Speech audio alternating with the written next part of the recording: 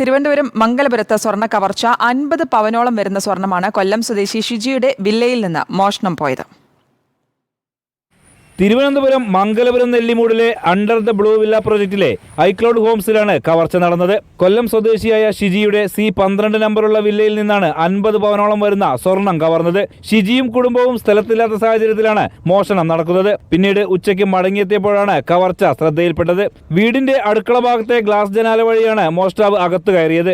അതീവ സുരക്ഷയുള്ള സ്ഥലമാണിത്. മൊത്തം 42 വില്ലകളാണ് ഇവിടെയുള്ളത്. അതീവ സുരക്ഷയുള്ള വില്ലയിൽ മോഷണം നടന്നത് പോലീസിനെ സംശയത്തിലാഴ്ത്തി. സുരക്ഷാ കവാടത്തിന് പുറമെ രാത്രിയും പകലും സുരക്ഷാ ഉദ്യോഗസ്ഥരും നിരവധി CC ക്യാമറകളും ഉള്ള സ്ഥലത്ത് എങ്ങനെ കവർച്ച നടന്നു എന്നാണ് പോലീസിനെ കുഴയ്ക്കുന്നത്.